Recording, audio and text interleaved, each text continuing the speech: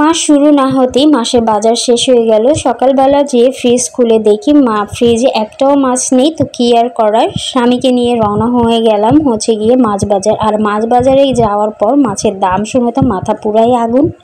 তো কিছুই করার নেই, যেহেতু মাসের বাজার, মাছ তো কিনতেই হবে। তো এদিকে কিন্তু আমি ফার্স্টে গিয়ে গলদা চিংড়ি কিনে নিয়েছিলাম। আর এই গলদা চিংড়িটা কেনার কারণ হচ্ছে বেশ কিছুদিন ধরে ইচ্ছে করছিল চিংড়ি মালাইকারি খাবো, তাই গিয়ে বড় সাইজের চিংড়ি মাছগুলো নিয়ে নিয়েছি। আর চিংড়ি মালাইকারি খেতে কিন্তু বড় সাইজের চিংড়ি মাছগুলো দিয়ে রান্না করলে বেশি ভালো লাগে খেতে। তো চিংড়ি মাছগুলো এক সাইডে করে রেখে তারপর গিয়ে মাছগুলো খুলে নিচ্ছি। আর এখানে কিন্তু এনেছিলাম ইলিশ মাছ 2টা। ইলিশ মাছ বাজারে এখনও চড়া দাম। সবাই বলে যে ইলিশ মাছের দাম কমেছে, বাট এটা একদমই ভুয়া কথা। ইলিশ মাছের দাম কিন্তু এখনও কমেনি। তো বেশ কিছুদিন আগেই গিয়ে বড় সাইজের একটা ইলিশ মাছ খেয়েছিলাম, বাট মন ভরেনি, যার কারণ ছোট আরও 2টা নিয়ে এসেছি। আর ইলিশ মাছ কিন্তু আমার কাছে ভীষণ পছন্দের একটা মাছ। আর এদিকে এনেছিলাম সুরমা মাছ। আর এই সুরমা মাছ কিন্তু এক সময় আমি পছন্দ করতাম না, বাট আপনাদের ভাইয়া কিন্তু এই সুরমা মাছটা আমাকে খাওয়া শিখিয়েছে।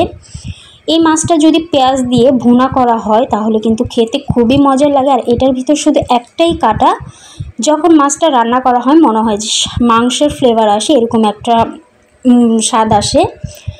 তো সেই সাথে এনেছিলাম ছোটো সাইজের চিংড়ি মাছগুলো। আর ছোটো সাইজের চিংড়ি মাছটা সব সময় আমার বাসায় থাকবে, তার কারণ এটা দিয়ে ভাজি বলেন বা সবজি বলেন বা গিয়ে তরকারির সাথে যেই কোনো কিছুর সাথেই কিন্তু এই চিংড়ি মাছটা রান্না করে খাওয়া যায়।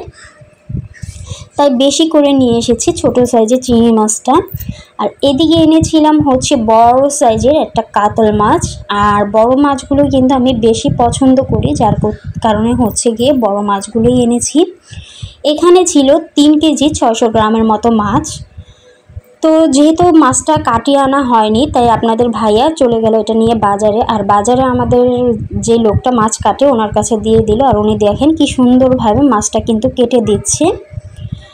আর বড় সাইজের মাছ পছন্দ করার কারণ একটাই, এটাতে কিন্তু কোনো কাটা থাকে না। বাট ছোটো মাছগুলিতে কিন্তু প্রচুর পরিমাণে কাটা থাকে। আর কাটা বেছে খেতে কিন্তু আমার কাছে খুবই কষ্টের লাগে, যার কারণে গিয়ে বড় সাইজের মাছগুলোই আমি কিনে থাকি। আর আজকে যেই মাছগুলো কিনেছি সবগুলোই আমার পছন্দের মাছ। তো আপনাদের ভাইয়া বাজারে যেয়ে বলেছিল আজকে যে মাছগুলো নিবা সবগুলোই তোমার পছন্দের নিয়ে নিবা, যার কারণে যেমন কথা তেমন কাজ। আমিও কিন্তু আমার পছন্দের মাছগুলোকেই নিয়ে নিলাম।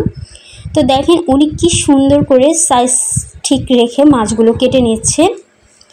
তো যারা গিয়ে সুরমা মাছ পছন্দ করেন না, একবার হলেও কিন্তু বাসায় সুরমা মাছটা রান্না করে দেখবেন, ভীষণ মজা লাগবে। আর সুরমা মাছটা রান্না করার পর মাছটা থেকে মাংসের একটা ফ্লেভার আসে। আর মাছে কিন্তু কোনোই কাটা নেই, জাস্ট বড় একটা কাটা আছে শুধু, ছোট কোনো কাটাই মাছে থাকে না। মানে যারা সুরমা মাছ পছন্দ করে না তাদের উদ্দেশ্যে এই কথাটা বলা।